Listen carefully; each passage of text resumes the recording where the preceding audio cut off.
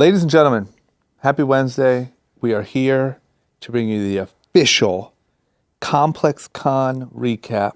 You're not going to hear it like this anywhere else. This isn't some I don't know how to say it without being too rude.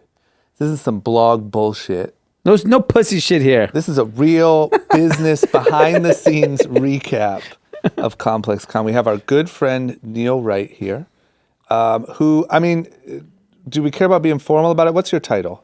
I'm the event director for Complex Con. Okay, so let me tell you what that means. He does literally everything. He has to deal with all the brands. He has to deal with all the chaos. He has to make sure everyone's where they're supposed to be. Everyone's budgets are correct. The vibe is right, all that. So luckily, we're very good friends with Neil for a very long time, and he offered to come give us the behind-the-scenes look at what really went on. Can I give a quick preface? Please. So this is unique because you have Neil, who actually ran the event, and two guys who are engulfed in streetwear that have very strong opinions that attended. I didn't get to attend, but Drama and Dee did. So I'm excited for the discussion. Yeah, this is good. We're exhibitor.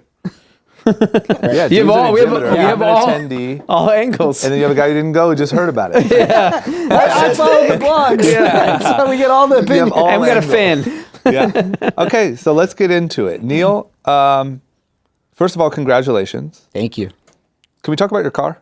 Yeah. Okay, so congratulations. You have this huge weekend, a lot going on. Everything's so busy. Finally, it comes to a close. You head on Forget over. the weekend. The month of October is fucked for me. Yeah. I don't sleep. I'm working day and night. Like, I'm stressing everything. The week is like a nightmare. Yep. Like, I probably sleep 8 hours for the whole entire week leading up to it. Wake up Monday morning, the crescendo, the event is great. I'm feeling really good. Walk out to my car, and it's gone. So you're staying in Long Beach for the weekend? Yeah, I'm at the Hyatt Regency. Yeah. Right Shout out next to the door. Hyatt in Long Beach. Shout out to their security who wouldn't look at the cameras for me. And Because they stole it. Yeah, probably. Inside job. My car got stolen, found it Monday morning. It could have happened anytime that week. Did you have any hot merch in the car?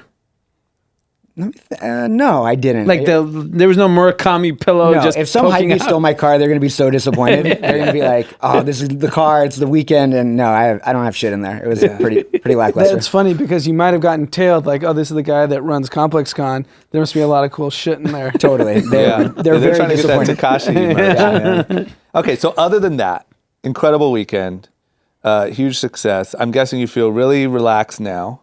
Do you think it was a success? I do. Not to totally jump over anything, but I personally left 2018 really critical of the event. If I'm going to be completely honest with you guys, I felt it was a little too commercial. I felt like it was a little too corporate, and it kind of had gotten away from a lot of the essence and the soul of kind of the first couple years of the show. And I felt like I really worked hard this year to get that spirit back, and I think we achieved it. I think it felt really good. It really was back to the community of streetwear and street culture that we really set out to kind of pull together in year one and year two. Yeah. And that's my first biggest question was because that was my biggest note, and that was everyone's biggest note that I talked to was it felt different. It felt not like it sort of looked like it was going in this direction where Nike and Adidas and all this stuff. And this year felt very like Grassroots. There were a lot of people smoking weed. It just felt, and I mean that in a good way. Sure. It just felt like it felt like where things are really emerging. So that was going to be my first question was that by design or did that just happen? Kind of both, really, truly. We had Nike and Adidas participated in a fairly large way in the first couple years. Year three, Adidas still participated, but Nike didn't. But, it was really around the product releases that were at the show through other partners, whether it was Atmos or Diamond, or this year we had Sneaker Room from Jersey, doing a pretty big release and whatnot. But I really liked, and this sounds very strange because obviously if you do any kind of major streetwear event, you want Nike's cosign and you want them involved. Like I'm not... What's their reason for not being there? What they tell us is that they want to focus on Nike-owned and operated events. They want to control the narrative. They don't want to share the conversation. And that's me paraphrasing a little bit. But, if you look at some of the events that they did for All-Star and, other kind of tentpole times around the year, they did. They kind of own their own events and kind of controlled the dialogue and, kind of around their show. So I think, they're not misleading to that. So I feel like, they've stayed true. It's not like they're all of a sudden at, Hype Fest or, some other kind of like Got it. competitive event or anything like that. But, I think what Nike not participating did in 2018 was really democratize the show floor. And all these brands that probably never got the shine because Nike was there and the focus was there and the energy was really just kind of around their own ecosystem. I think it really allowed for these like mid-tier brands to get a lot more shine and a lot more recognition. And I love that. Like, I think, I don't want this to be Nike Con within Complex Con. I think it's really about these emerging brands. And before we went on, 4 years ago when we launched Complex Con, Chinatown Market debuted with a 10 by 10 booth, and now they're one of the biggest brands, not just at Complex Con, but really in streetwear. And what they've done with the brand in a short period of time is pretty phenomenal. And that's not slowing down either for them. What are some of the kind of brands you saw the most that people wearing? And then what were some of the busiest boots from your opinion? Yeah, I mean, I think I was looking, I always pay attention to what everybody is wearing. Obviously Nike is very dominant, from a footwear standpoint, but I also noticed that there's these third tier kind of footwear brands that aren't Nike and Adidas really showing up in a big way. So like Asics and New Balance, I think were two brands that had much more relevancy this year than probably ever before. And you could see it in marketing, you could see it on social media, but it really showed up at ComplexCon. I saw a lot of essentials. I thought that, that brand was everywhere. It also is such a heavily branded, so it's kind of hard to miss it. Yeah. I was listening on Monday. I didn't see a lot of Fear of God. I didn't see a lot of, true luxury kind of streetwear stuff. I think it's really, similar to like what I was saying about it being democratized. I feel like the fashion styles are very democratized. Yes. I don't think it's like one thing for anybody right now. And I saw a lot of vintage. Like this upcycle vintage thing I think is really happening in a big way, and I think people are very cognizant of that. So we're trying to pull in more vintage and a little bit more of that just to kind of, be one on trend, but also, a little bit more conscious of like kind of what's happening there. I'll give you my critiques. Yeah, please. I would love to have seen more food vendors. Sure. Just from a line perspective, I think it's me as an adult. I can't wait in a line for anything. I know. Sweet green. Yeah. I love if I could get an app, order it, and if you told me I had to order an hour in advance, I'd order an hour in advance and just pick it up. To me, that's one challenge. Did you participate in that when we had Postmates do that in Chicago? Pick up the food? Yes, I did. Yeah. I ordered food. There was a drink company that was really cool that you order from the phone. Oh, just take it. Just pay for whatever. I was like, all right, I just took it. I paid like literally 2 hours later. Some like lemonade. I forgot what lemon it was called? Yeah. Exactly. So I like that. And I understand the volume is so high. I would love to see more bars. Yep. Okay. A lot more alcohol would be nice. But young people don't drink. No, everyone's So it's smoking just for weed. you. For me. Yeah. Okay. I would love to have a VIP area. Yep. We had a lounge. We had a VIP lounge. So I wasn't invited to that, but so Dude, our VIP lounge. So like every year after the show, our info at ComplexCon, which goes essentially directly to me, it goes to other people too, but I read everything, is every VIP ticket holder just shitting all over the event. Yeah. You guys didn't do this. You guys didn't offer this. You guys said you did this and didn't do that. We tried to make the VIP experience so much better this year. We gave them their own separate entrance that nobody else could come into. Oh, wow. We gave them a lounge that literally had masseuses in there and a bar just for them. And so like you could go in there, do like the airport massage thing for like however long you wanted. And if they didn't go in there, but we also had exclusive Lakers Takashi Murakami merch that was only for them. So not for sale in the gift shop, not anywhere else. Wow. The sick hat that if they went in there, they got it as well. So, we want to make sure when we didn't advertise any of that. We just said we had a lounge.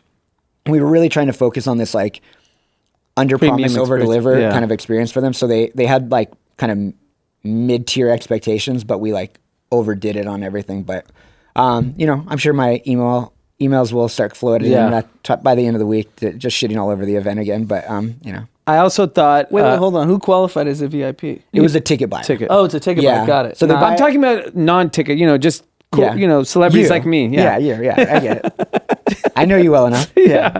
The other thought I had was, I think there's an opportunity to focus more stuff on women.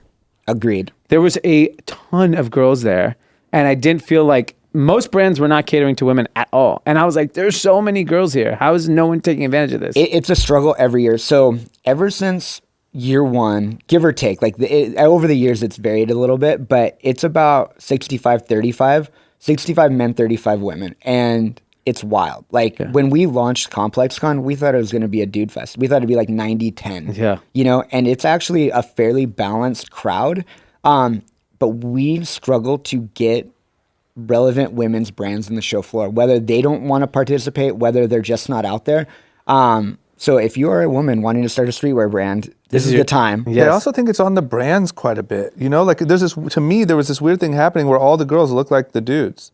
Like they were wearing men's sweats or men's whatever. And like, so what I'm saying is that's perfectly fine, but I feel like these brands are not because they're all paying owned by attention dudes. to that. Yeah. I know, but nobody's paying attention to that. And I guarantee you, if women's streetwear is already bigger than men's streetwear, they're just buying men's clothes. 100%. Yeah, 100%. There's no way men's streetwear is that big of a business. Who is the leading women's streetwear brand? There's no one dedicated to them, There's no one right? leading. There's no one that's dedicated to women's that's like crushing. Like They're Melody all Asani wearing- is probably the one for ComplexCon that we partner with the most in the biggest way. And I think, she's dead center in the Fairfax Boys Club. She's at her shop there. She's doing amazing things. She just dropped a Jordan. Like she is probably the one. She just married Flea from the Red Hot Chili Peppers. Did she really? Yeah. Wow. It's pretty rad. I didn't know that.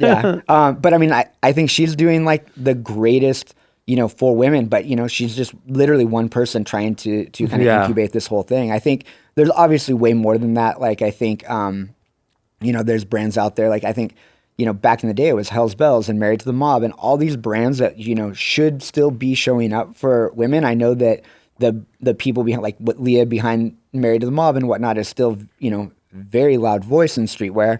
And I think, and for women all over, but I just think that they don't want to do the show for whatever reason. And I don't know why. Yeah. There's a lot of, even everything from the food to the music to the clothing. I feel like when I go to something like that, I'm like, where are all the women? Like women business owners that don't take advantage of this. There's such a big moment. And last year we had a lot of beauty. And we don't want it to be part beauty con because I think that's also a little patronizing to the women because that's not what they're into. They're not just what they're into, you know? And I think that's, we need to make sure that there's content that's elevated for them. And we're going to continue to push on it because I'm glad you brought that up because it's definitely something that we try to do every year and kind of expand on. And we've done a poor job as event producers to really like check the box on what that really means for the female consumer. How about like, I know we probably can't go too deep into this, but like logistics wise, like amount of attendees and products sold and stuff like that, like did it hit expectations? Was there any challenges? Is there any insight we can gain on that stuff? Yeah, I mean, we're still kind of figuring out all the right numbers and whatnot to report out. Like there's the tickets that are sold that we have in kind of real time. We know what, the guests are and the attendees are and stuff like that. So we're trying to figure out like just exactly where things are shaking out before we go like totally public with it. Yeah. We definitely know it was smaller than last year. Last year we did just under 60,000 people and we know it was less than that. Part of it self-inflicted, like, we raised our ticket prices. Like we knew that by doing that we would get less attendees, but I think we'd get a better attendee, and I think we did. I think. What was the difference in price? Sorry to. Last year was 65, 75, and then this year was 100 for like the average GA. That's a big jump. Yeah. It's a big jump. Yeah. To even maintain close to the same numbers at that big of a jump is. Our VIP offering was 300 last year, and we put it to 600 this year. Wow. And that sold out, I saw. Yeah. So, we really wanted to make sure that, like, by design, we weeded out any kind of riffraff as much as possible. Like last year, we got feedback that the vibe was off. There are, kind of weird things happening on the show floor that we just wanted to kind of, get away from as much as possible. And I think we did. I think we had a better attendee this year. I think we had a cooler attendee. And I think you really saw it in the vibe and, like, the kind of people walking around. They were much more fashionable. I think they were a lot just...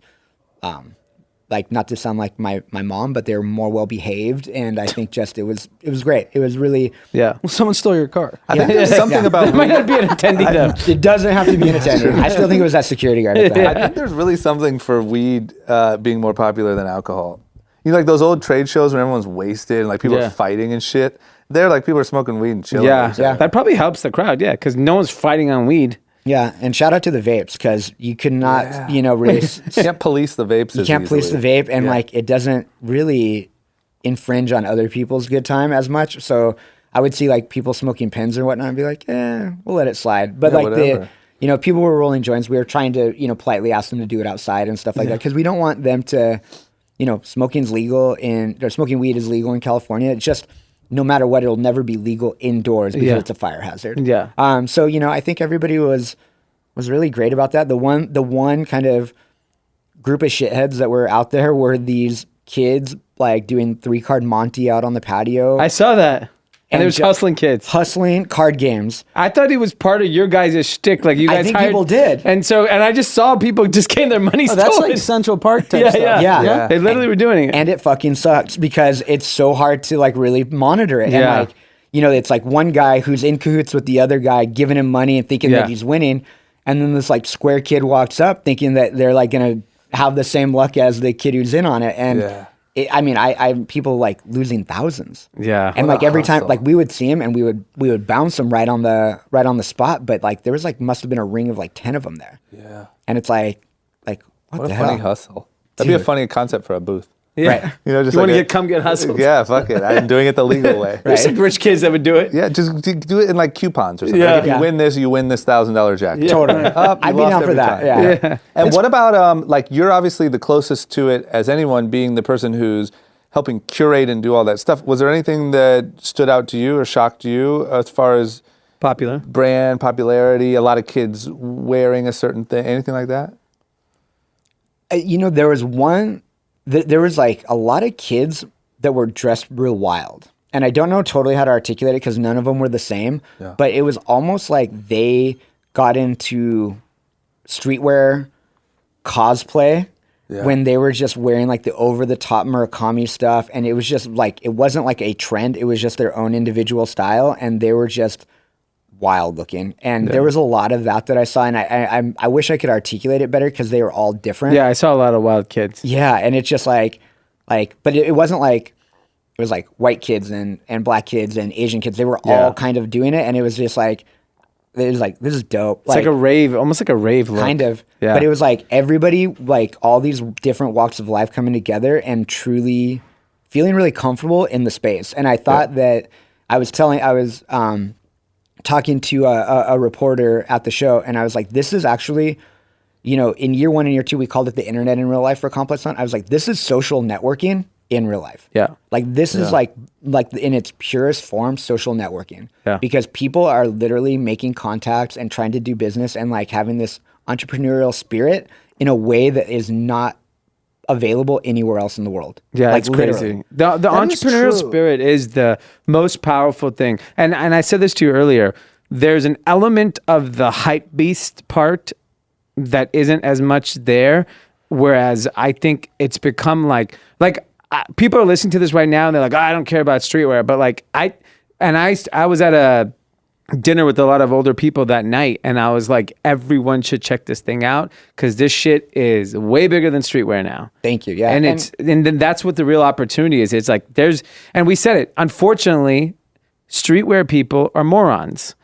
Like most of the culture is a bunch of idiots that don't know how to capitalize on this moment. Right. They're not going to. What's going to happen? I saw a lot of older people walking around that I know. They were like, I'm going to take all these kids' money. Yeah. And there's going to be it's not going to be who you think is going to make all the money off streetwear. And it's going to be someone listening to this podcast who's a hustler. It's going to be like Taylor, who shouldn't have been there, walking around. He's like, these idiots spending a lot of money. They need a water bottle. Or like it's literally like the New Guard story, right? Where like you see all these people, you're like, damn, Virgil is a genius. Yeah. Aaron Preston, Yeah. entrepreneurial There's some genius. And there's Italians. some guy you've never heard of just made 600 mil. You know? And that's such an opportunity. And I saw it from every angle. I saw it from food. I saw it from clothing. I saw it from technology. I saw it from I don't know, content. I was like, man, the wrong people are running streetwear because this just should be even bigger than it is. Well, it's the creative aspect of it. Yeah. You know, like if most creative people need a sound business or partner, and it doesn't need to be financially, Yeah. like Just someone that thinks clear. totally, and could like operationalize their thing. Yeah. Because otherwise, there's just going to be a shit show. Yeah. And I think like you need that yin and yang to like get it together and whatnot. I think it's not really out there. Yeah. It's such a big opportunity. It's scary. I will say, well, just quickly to Dee's point, it did feel, that's a good note, is that when I went last year, it still felt a little bit like the internet in real life. Like I was like, wow, this is Instagram in real life.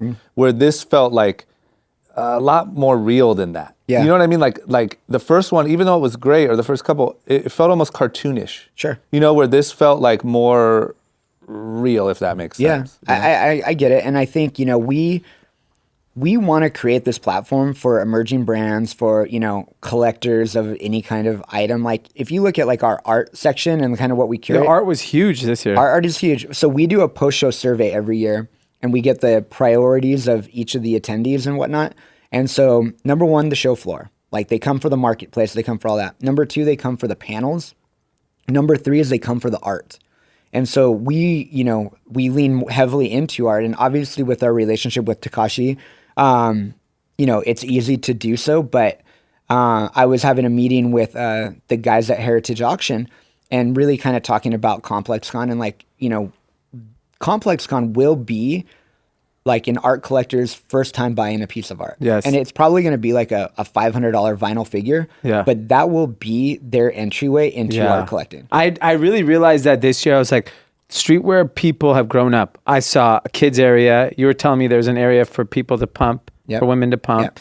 Yep. I saw art being purchased. You could see that these young kids, like meaning us, now have money Yep. and are buying nice things. Totally. And there's such an opportunity with that in itself. It's cool because, you know, everybody thinks about like people are coming to flip sneakers or whatnot, but that is how you collect art. Like you buy a piece and then you flip it for a bigger piece. It's just at a higher level of dollar amount. Yeah. And I think like, you know, this will be that for those collectors. And we talked about doing like, you know, kind of an education thing around like art auctioning and like kind of that, because people don't really understand that process of it. And I think we could do a lot more from an educational standpoint to really set up these, you know, kind of, or incubate these early entrepreneurs of how to do it, how to set up their brand properly, how to do that. We'll probably have to have you on that panel. Yeah. But, you know, like I think you guys are all fucking idiots. Yeah. Probably not going to make it. Yeah. But Come to good death luck. row. Yeah. That's what you sound like. You sound like the Suge Knight of streetwear. You guys are all fucking clowns. Come over here. We'll take care of you. Pretty much. And I'm going to be all up in the video on top of that. Yeah. You should work on that persona. I think you could really nail that. You know what I mean? there's a huge education aspect to it. Yeah. And I think, you know, that'll probably be for 2020, like something that you guys will see a little more forward facing, you know, as we kind of round out the event and the content that we'll bring. So Can I ask you one more question, only because it sort of is in a similar lane to what I'm trying to figure out. The speaker part of it. I don't hear much, like I know that it does well. It looks like it does really well. Last year I did a panel there. Yeah. It looked great. What do you guys think about that? Is that something you're going to keep expanding? Is there a way, did that change this year at all? What role does that play? You know, without getting into like too much of it, it changed pretty significantly this year on you know, kind of behind the curtain, as we'd always had Verizon and Go90 as our big media partner with it. So year one and year two and year three, year one and year two specifically, we had Go90 and Verizon really behind it from a financial standpoint and from just like a content standpoint. So that's where it aired and that's where it went. And it was some of the most viewed content from Go90 at the time. When Verizon ended up folding Go90, some of the funding went away for that. We still had significant funding for the panels and like just to do it right. Because if you popped your head in there, like the stage looked beautiful. I think everybody who was on the panels were amazing. And that content, we just don't have like the platform for it. So Complex is putting it out through their channels and whatnot. And I think, you know, obviously Complex is a beast from a media standpoint. And then when they get it out there, it'll be, you know, pretty proficient. But, you know, as we talk about like ComplexCon and the event in total, like Complex Conversations is something that could be its own event easily. Yeah. It could easily be like the millennial TED Talk or like the Gen Z TED Talk, further down the road. Because I think those talks are so relevant to what they actually care about that I think that if we took that to South by, or if we took that to another tentpole event or something like that, like it would be cool. really well attended. Yeah, that's huge. We're no plans for that, but those are the things that we talk about internally, like how it could stand on its own very easily. Yeah. You should have a podcast. You should just release like every week one of those talks. Yeah, Complex is debuting podcasts now, so that's something new for them. They're a little late to it, but I think they've seen what is happening with the podcast space and probably what you guys are doing. For sure. Sign us up, Complex. Jeez. Yeah, exactly. Okay. Anything else we're missing? No, I think that's great. Neil, thank you, man. Is there anything else that we feels important that we didn't talk about? I don't think so. I mean, yeah, any leftover Tekashi merch that I don't know. We could do like a whole episode like sponsored by Neil Wright. Yeah, right. Definitely. Go to findzen.com/ComplexCon. Discount code? Yeah. No discount code. You guys will pay full price, wait 2 hours. Damn it, Neil. Wait 2 hours online. Yeah, right. And then 2 hours to pick it up. So that is one thing. Actually, it's funny that you bring that up is, that was probably the biggest pain point of the entire event was the wait times for our gift shop. And I know you guys talked about it a little bit on Monday, but I think, that's something that we continue to try to figure out. Like we have, the gift shop merch is so special because you could only get it, at ComplexCon, and then, anything left over goes online and, like broken inventory and, not full size runs and stuff like that. But, it's really important for us to get that right. So as people are listening and wanting to shit on the wait times or anything like that, like we're very cognizant of that and trying to fix that portion of it because it's just something that we continue. Yeah, you don't want them waiting in line. No, we want them spending money, hanging with other brands, like discovering other brands. Look, there are people that waited like 3-4 hours. Those guys are suckers. And it's That's your guy. Yeah, he's a sucker. That's your employee. I left him in Long Beach because I'm like, I'm leaving. I'm not waiting for you to get your freaking merch. Yeah. And he stayed. He's like, okay, bye. I'll take Uber. Yeah. I appreciate him. That's good stuff. Okay. Okay. All right, who's ready to get in some news? Neil, you want to stick around? Yeah, let's do it. Okay, let's talk about Jewel Pods. So Yes. we just had our 2-year anniversary. We had a cake. Neil, did you see our cake? I didn't see the cake. I heard about it. Yeah, so our cake was a whole Jewel. It was incredible. Yeah. The whole thing edible. Does Jewel sponsor the podcast yet? I wish. Right? Would you guys Yeah. pick up on jeweling if they sponsored us? Yeah, why not? I don't care. Just for a little bit? I'll fake it at least. Yeah, just a couple puffs an episode. 3 times a If week. the check is right, That's easy. I'll name my daughter Julia. Jules. Okay, well, look, it turns Sincerely, Jules. It turns out, I still like Jules Santana. Yeah. It turns out we have a good old-fashioned survey, and it shows that mint Jewel Pods are everyone's fave. I thought it was mango.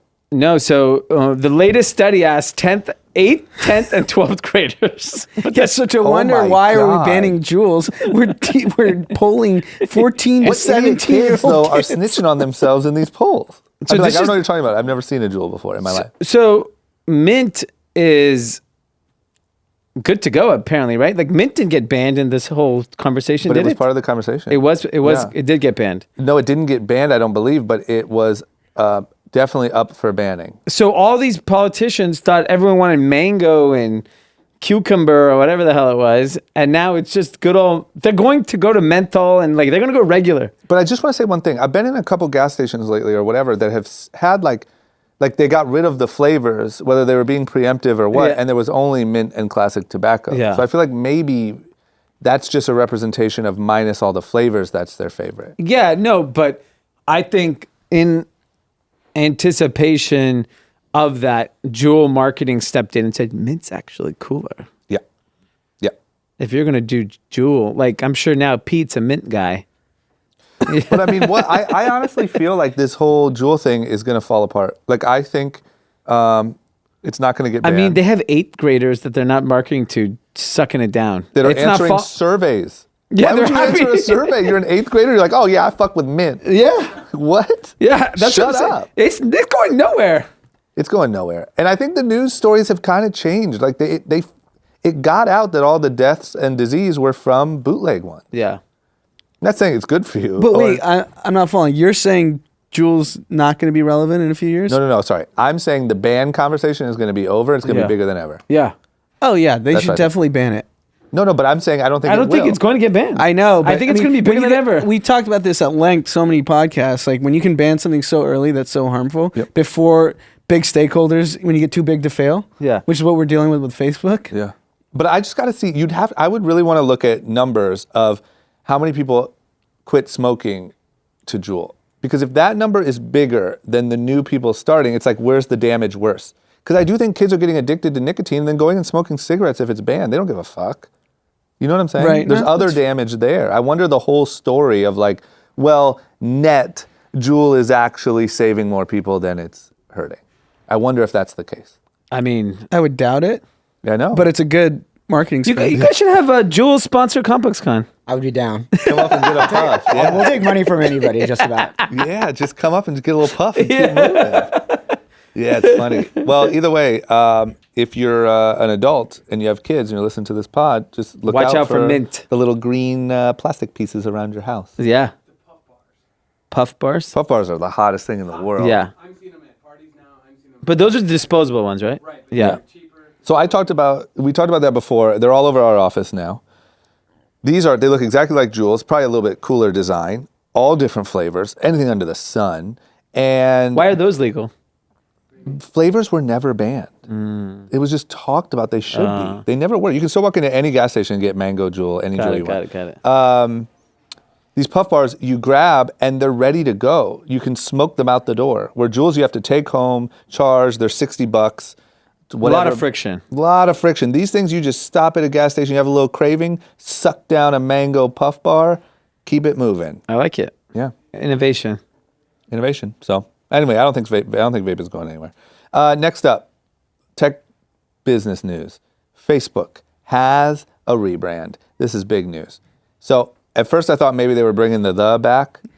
Turns out it's not that. They wanted something that reflected Mark Zuckerberg's ego a little better.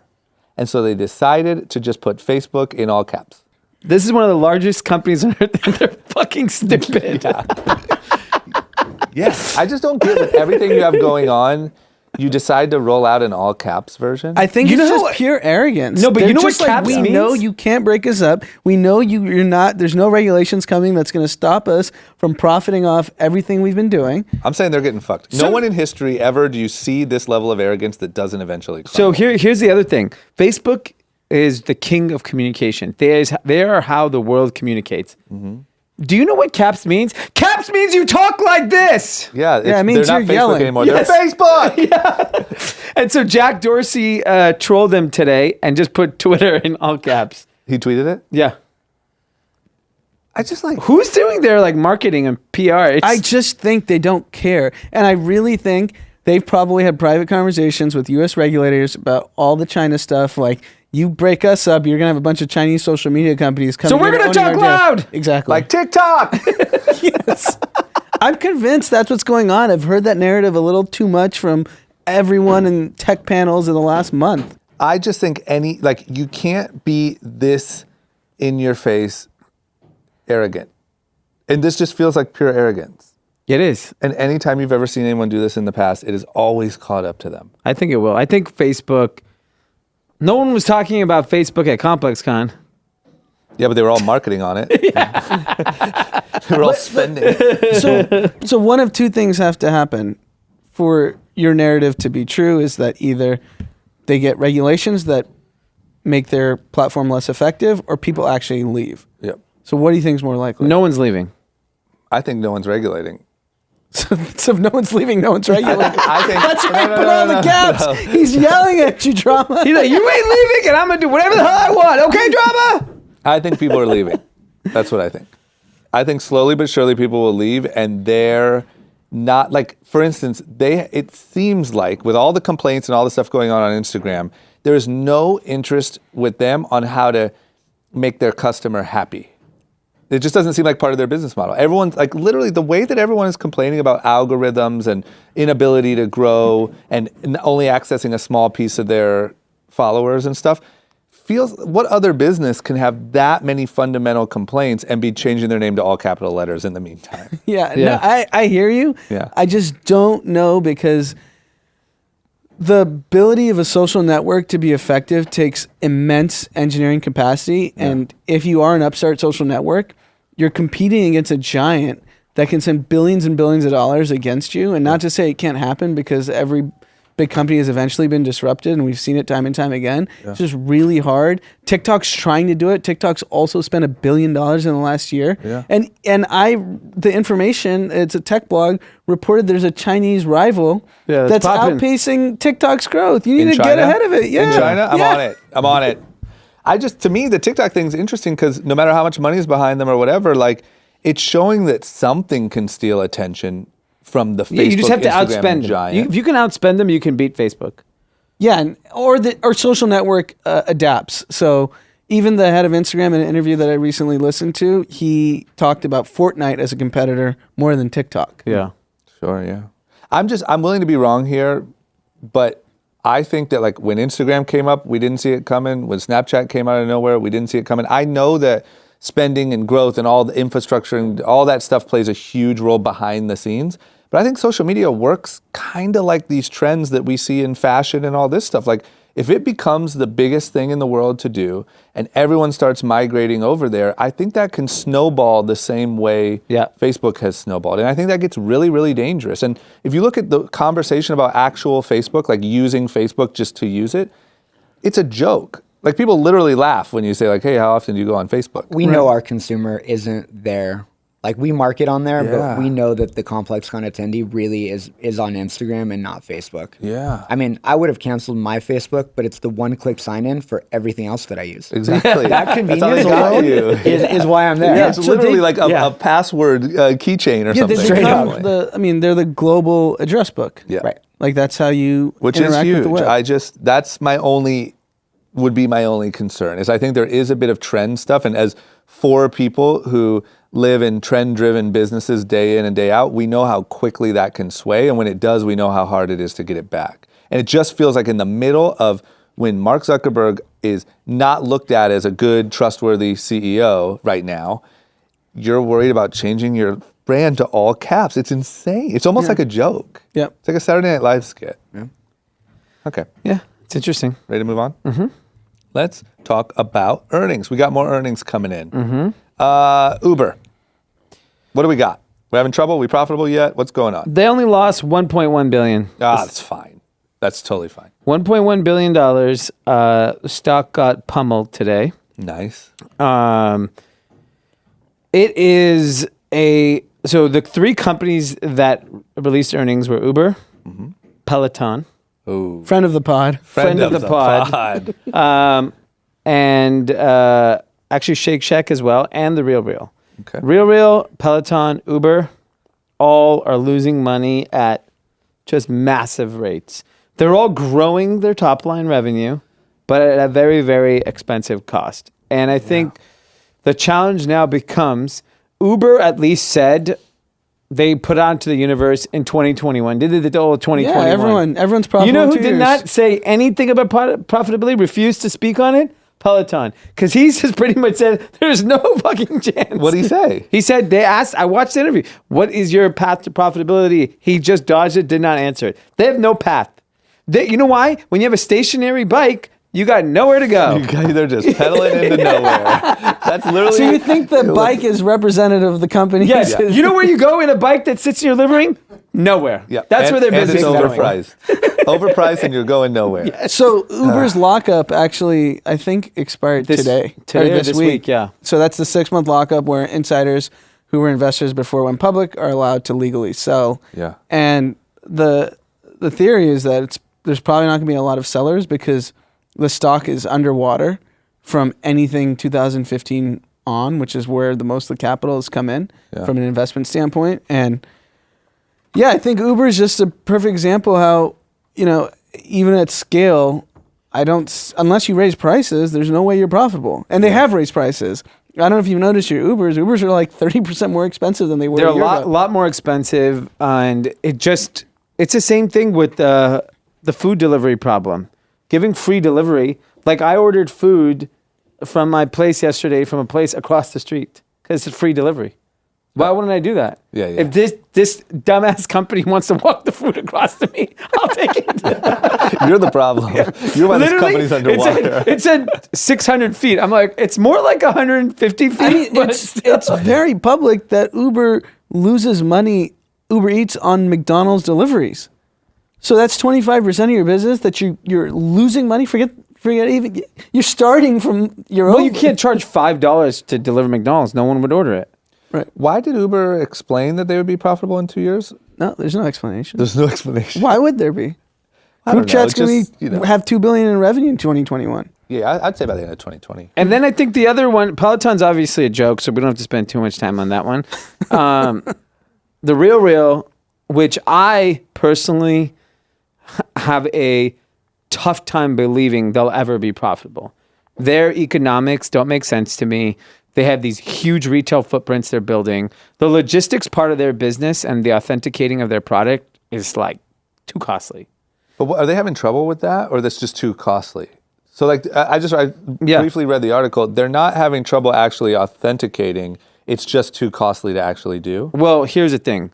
Now they're actually having problem with fakes, which is one of the reasons why people were buying. I mean, the site's called The Real. I So mean, you that's assume hard. your shit's got to be real. Yeah, the fake. So what happens, same problem. When you scale, all of a sudden it's like Pete saying, yo, is this Gucci real? Yeah. And Pete doesn't know if Gucci's real. Pete doesn't even know if, he probably thinks Gucci is a Japanese guy. Or the rapper. Like Gucci Mane, right? He doesn't know what it is. Yeah. Now, what's happening is their business is growing. The number of people that can authenticate a product is probably not available at scale. Then you have the logistics of shipping. Like, unless you live near like the Melrose Place store and you just can walk in, and all of a sudden now the process is a little easier. But if you live, if you live 3 hours away, you're not driving, so you end up shipping it, which they have to eat. You know what's also not a good business strategy where you lose a ton of money? You sign expensive leases. Yeah. Yeah. I mean, how much is that La Cienega Melrose lease? That's real. That's real expensive. Yeah. And so I just don't understand how this company ever gets to profitability. And then they snake you for some passes, Neil? Oh man, Throw them under the bus. While we're on it, why don't we stomp on them while they're dead? Real was going to do Complex on a couple shows, and what we do, a little bit of back end of ComplexCon is we have, the business model is we sell floor space. I have a sales team, and they're out there talking to brands, and they sell the floor space. So when we report in like the revenue, whether it's confirmed or verbally confirmed or whatnot, like, we count on those dollars. And so the Real has not been great on their verbal confirmations on a couple shows, but they definitely did come to a show on our VIP or guest passes and make a little ComplexCon mini site on the Real, selling all the stuff that they copped at ComplexCon under our name. So Called ComplexCon? Oh yeah. It was You can't. There's nothing you can do legally about that. Oh yeah. Okay. They got Just making a sure. little letter from our lawyer, just Little like, C&E. hey guys, let's just go ahead and Yeah. take that down. Yeah, And yeah. That's but yeah, crazy. I mean, Neil off the pod wants to just be like, that's a shithead move. But I want to just, I get it. It's business, and they have One of every those right to do guys it. should be involved with you guys. I mean, there's enough people buying luxury goods in that market. Well, I had never walked into the store right around the corner here, and I mean, it's great. It's insane. There's like a sick coffee shop. Oh yeah. They're selling It looks like kids' a clothes. company that's losing money. They don't give two shits. No. I bought Rebecca a purse for her birthday recently, and it came with a beautiful blood stain on it.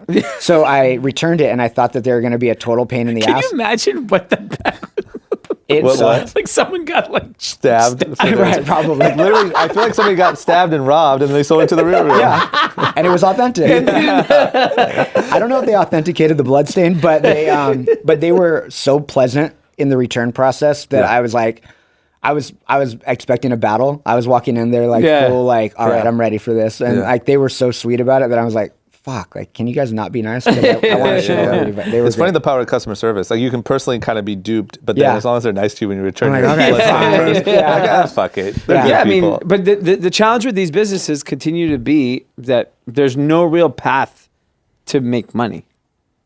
Not on that Yeah. scale. Not at scale, but I think Real is a great idea and a great concept. The same thing. I don't think Peloton's a bad idea. Right. I just don't think it works at scale. Right. Yeah, it's being tech enabled and being valued like a technology business are two different things. Yeah. Is Real valued Yes, Yeah, it's like a technology. it's like For why? Because they have a website? yes. Yeah. Sick. That's so sick. Marketplace. You get value as a marketplace because marketplaces are valuable because Amazon has one and they've What's figured the out. multiple on marketplace? I think it's like 10. Like they were at one point trading at like Definitely 10 times. I think revenue. even more at some revenue. at Okay, peak. so what we own Not anymore now. marketplaces. Not anymore now.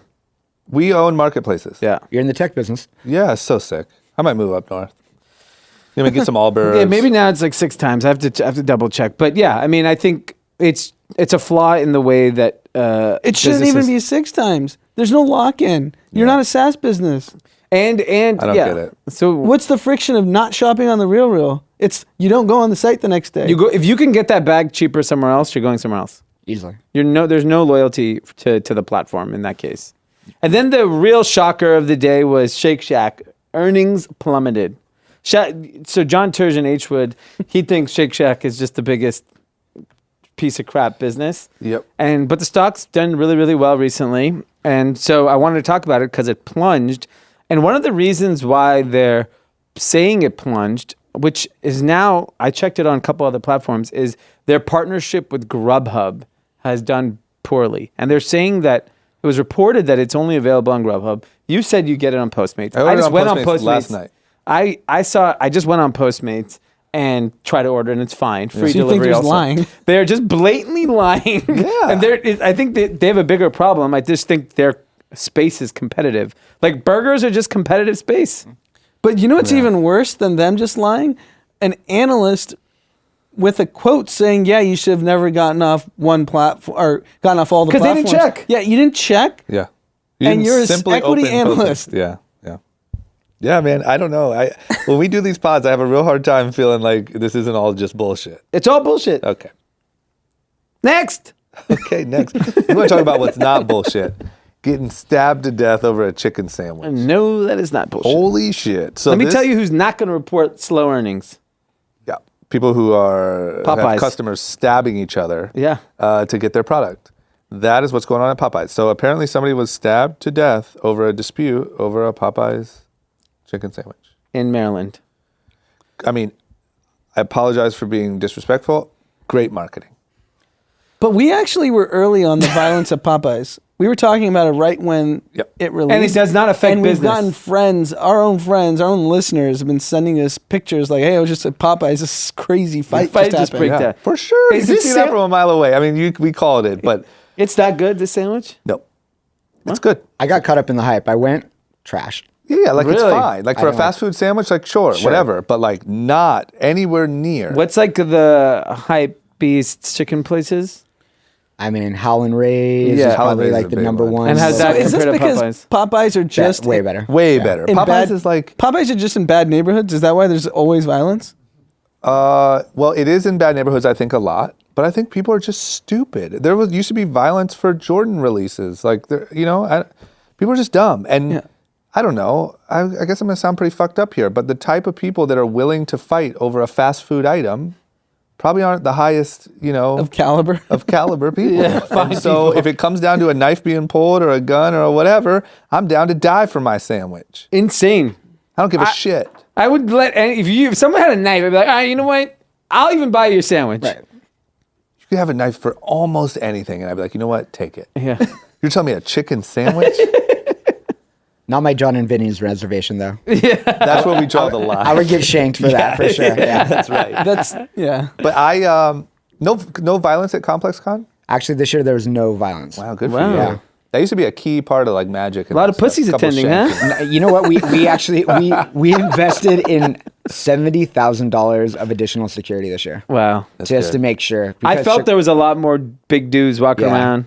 rather It's than the like the weed, staff man. pro kind of Yeah, like yeah. Like suit the wearing minimum guys. wage. Yeah, we like got the big guys and like we invested more in them and it showed. They're like scarecrows, but they're also pros, so they know how to talk to people and Yeah, like yeah. mitigate things. Like they're awesome. They're a company called ATF that just they work on Fairfax, so they actually know all the hype kids and Oh, stuff like yeah, that. yeah. So they were like, hey, Joe, like calm down, like whatever, and they Yeah. kind of know how to mitigate all situations. Yeah, it was really good. That's good. I'm still saying it's the weed.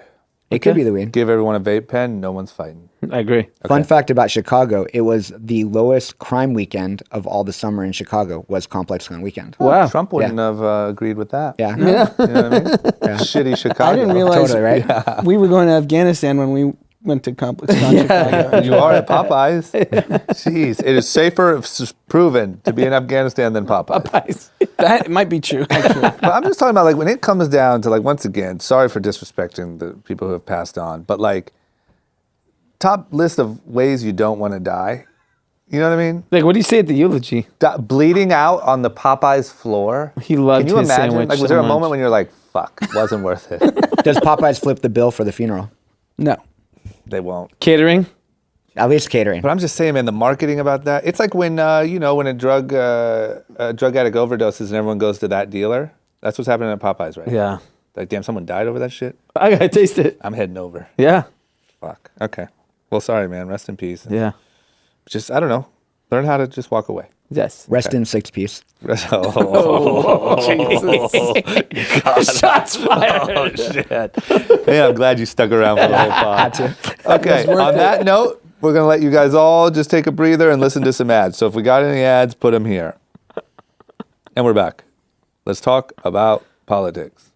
Donald Trump Jr., who's very outspoken and very, like, he knows how to play the press. He's got some of Dad's stuff in him. He knows how to get some a news article or two circulating. Yep.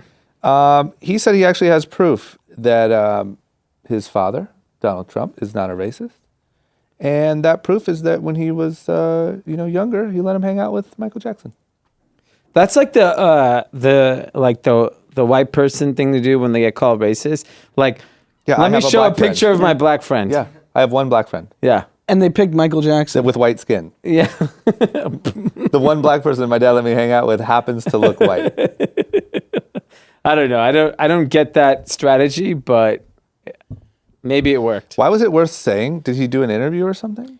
Or he Twittered? He's got a book coming out, and I think he's doing a ton of press. And he's talking all kinds of shit. Yeah, too. he even has a quote that I read recently that even his dad told him, "You need to cool it on your tweets." Yeah. Like, can you imagine? Like, Can you what- imagine how wild you have to be if Donald Trump has to tell you? Damn. Man, I don't know. Yeah. All right. Well, I'm just saying with his ability, the way he knows how to manipulate the press, I'd be a little nervous. And there's rumblings he's the next Republican candidate after Donald Yeah, serves sure. 2 terms. But what's the age limit? Doesn't he have to wait a little? He's probably No, 35. he's 35. He's He's definitely 35? Yeah. Anyone over 35 can be president. How old's AOC? 28. Yeah, Oh, 29. God. Okay. All right. Well, listen. It looks like we have proof now and we can stop talking about it. Okay. The Trumps are not racist. They have indeed seen a black person once. Yes. Okay, let's talk about more Trumpy stuff. Kurt Suzuki, America's favorite baseball player. America's favorite baseball player, I guess. He's fighting for America. Yeah. This guy won the World Series with the Nationals. Mm-hmm. Got invited to the White House. Headed on over. Not only did he, go to the White House and just show up and take pictures, decided to throw on a MAGA hat. He really embraced his MAGA-ness. I heard he literally got embraced. Yes. Yes. Like just a full bear hug by the Yeah. Prez, huh? And they did like everyone's saying it looks like the Titanic Yeah. when I never, that when the song she's on comes the front of the boat, yeah, right? the front of the boat. I haven't yeah. seen it. With so their I don't arms know. open? Yeah. I see a Photoshop coming pretty soon. Yeah. Oh, it's all Big over. time. It's all Got it. over. Big time. So this guy is obviously, he's an Asian guy. He's not a white guy. Asian guy from Hawaii, Went to Cal State Fullerton, which is down here in Orange County. and he just went full MAGA. And here's the thing. People just went nuts when he did it. Okay. Right? It's so crazy how you can divide people so quickly by wearing a hat. Yep. That is the most divisive piece of Forget clothing. wearing a hat. You're supporting the president of the United States, and you have half the country want to kill you. Yeah, but the other half loves you. Yeah. It's just crazy I think it's a good times. business move. For Suzuki? Yeah. Why? Just for attention? Because I just think, like, if you're like the token Asian MAGA guy, that's kind of a hot place to be. Like the Someone's gotta public be it. Asian, like go in public. I guess Kanye got the Yeah. black Trump voter. Yeah. He took the spot. Yeah. I wonder if he regrets it. because he kind of Suzuki? backtracked. Yeah, Suzuki. Oh, we were having fun. Yeah, he's like, I just put a hat on. We're having Yeah, fun, doesn't sure he? you did. Suzuki. That's like saying I just put a freaking KKK. White hat. I mean, Like, I'm is just he saying, gonna- you know what you're doing. Is he gonna have I'm not problems saying, in the locker room? I want to clarify for our Trump listeners. I'm not saying that the hat is the same as a KKK hood. I'm just saying, you know what you're doing. Yes. Right. The other interesting thing is he got booed at the game. He's going to another game this weekend, or he's planning either this week or next week. Is the Alabama This Saturday. This Saturday, Alabama. This is where he's going. He's gonna be a king. We have to see. He got booed in the UFC. Oh, Trump is. Trump. I thought you meant Suzuki. Suzuki's a king. I thought Suzuki put on the mega hat and was like, I'm going to Alabama. You should go with him. Trump, ooh, Alabama, that might work. So he's looking for a sporting event where he won't get booed at. Yes. So he's 0 for 2 right now. Yeah. I mean, what other one would you pick? Go to hockey. Right? Because they're all Canadian, and so they don't care. Just like, whatever. No, Alabama Hey. LSU is good. It's in Alabama. It's in Alabama. I mean, if I could pick anywhere, I'd probably say it's there that he would get a cheer. yeah. Yeah. If you had to take a bet and send him somewhere, where would you send him? Yeah. Other than like, I wouldn't even send him to Texas. It has to be those like Louisiana, Alabama are two safe Louisiana, states. Alabama, Georgia. Yeah. I'd go hard on those 3. So that's this weekend? Yeah. Yeah. I can't wait to see. Huh? What'd you say? What's his name's going? Who's going? From Young and Reckless. Who? Young guy. Harrison? Harrison, yeah. He's going to Is he Alabama. MAGA? Harrison's for sure. Yeah, he's always with those Patriots jerseys. That's like weird. His girlfriend's from Alabama. He's going, so we'll get a live tape. Yeah. Oh, yeah. You're going to see Harrison sticking out. USA. Yeah, you'll literally, it'll be the video and then like, fuck yeah, behind it. Who is that That's yelling? my president. Oh my gosh. Okay. All right, we'll see. Okay. Next up, did you see this clip that was circulating of Amy Robach? Like it was sort of a hot mic situation. Didn't know she was being recorded or whatever. Didn't obviously think the tape would leak. Saying that she had the full Epstein story 3 years before it came out and it got completely covered up. Yeah, and she's saying she had the Clintons. She had a lot of powerful men. She had witnesses upon witnesses, tons of women, and ABC executives killed the story and said, "Oh, he's not a big deal. No one cares who he is."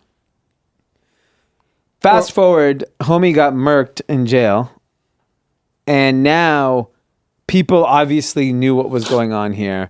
And the thing is the interesting angle that I saw in the whole conspiracy angle is it was during the campaign, Yep. Clinton versus Trump. So they're thinking it's Clinton related that put the kibosh on the story.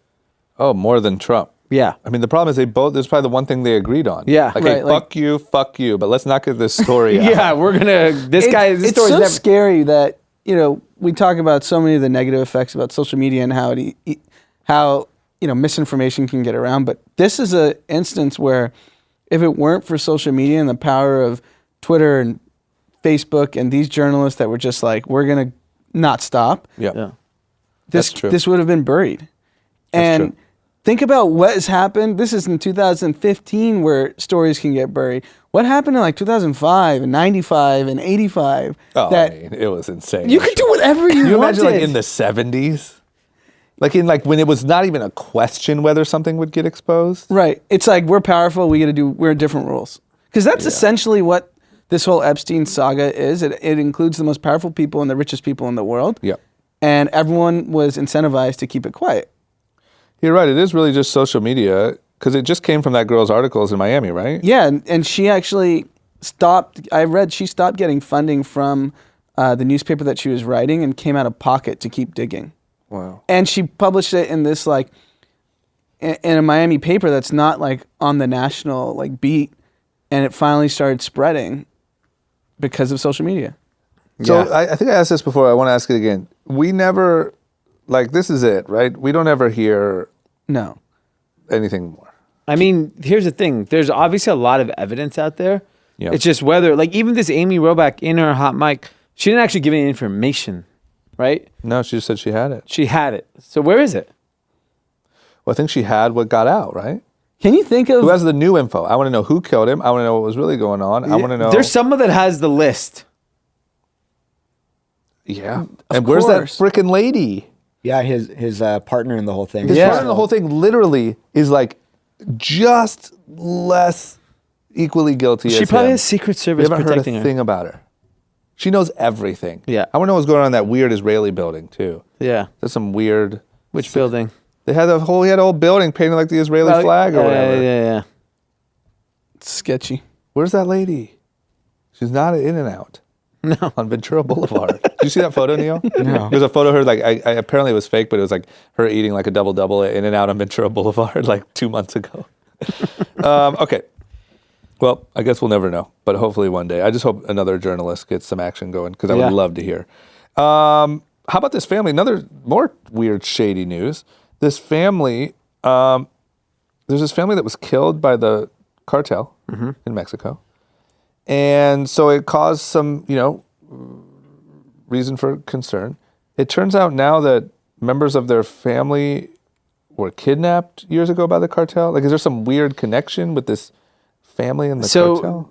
It's a really crazy story. So there was a shootout in northern Mexico in a place called Sonora where this Mormon family was essentially slaughtered. And Trump then says, I'm sending the army down to help. So this was recently, this part. Yeah, the last 48 hours, all this stuff happened. Okay. And they're supposedly anti-crime activists and believe that they were killed in retaliation for speaking about his younger brother's abduction that happened years ago in 2009. So 10 years ago, his nephews were abducted. And so, I don't know, a lot of things don't make sense. Why is this family living in Mexico in this weird town? Yep. Something happened 10 years ago and you didn't leave. You continued to stay there. But they were fighting back, right? Yeah, I mean, you don't fight the freaking cartel. You shut up and dribble. I know. So, man, like, but this is people- not like... So you're basically saying this family must have been involved in something? I just think there's more to the story than just the cartel just randomly slaughtered a Mormon family. I don't think that's how they operate. But what if I don't think they carelessly kill people. Well, no, they recklessly killed their enemies, and Yes. if there are bystanders, they don't care. Sure, but they killed this entire family. Yeah, they killed the kids and stuff, like really Yeah. young kids. But what if they kidnapped or whatever their family, and this family was like, screw it, we're dedicating our lives to anti-cartel, and the cartel killed them to they- shut them up. But that seems- happened 10 years ago. Yeah. The cartel could have killed them throughout those 10 years. So why you did think they choose today? it's like kind of an Ozark situation where they kind of got involved in some of this stuff? We're never going to, this is another story we're never going to hear about again. We're never going to get the answer to. You may But get killed. Why me? The way you're talking. Yeah, I don't know. man. I'm staying away from this one. Yeah, It's all you, D. Yep. Go I'm ahead, not D. supporting the Mormon family. No, D, keep digging in. Keep crime investigating this one. See what happens. By the way, D is one office over. He's the third one on the You know what? left. There will be bystanders, and you'll be next to me. Oh, man. I just think that there's more to the story. We're never going to hear the end of it, so it doesn't matter. But something doesn't make sense. Yeah, worth talking about. Sheesh. I mean, I'll tell you one group not to go against. Yes. The cartel. Or a guy who's hungry in line at Popeyes. Yes. Taylor, what do you think we're writing about? ComplexCon. Okay, we got a full ComplexCon. ComplexCon recap in our newsletter. Go to group-chat.com, subscribe. Full comprehensive review. Teaching how to be cool. Ooh, wow. Taylor's going to teach you how to be cool, huh? Wow. That's some sarcasm. Yeah. Taylor goes to The underlying ComplexCon one assumption time is and all Taylor of a is sudden- cool. What is that? The underlying assumption is Taylor is cool I'm if he's saying, writing a newsletter about. He goes to ComplexCon once and all of a sudden he's giving out lessons. I think I'll be goddamn try. I see a meme before and after complex con for Taylor. Yeah. That'd be a good newsletter, Taylor. Me before and after ComplexCon. Okay, and then also make sure you send us your video clips with your questions. Just record a video on your phone. Send it to groupchatquestions@gmail.com. We're going to answer questions and post it on our feed. Leave us a review on iTunes or the podcast app. Give us 5 stars. Let us know what you think. Neil, thank you, man.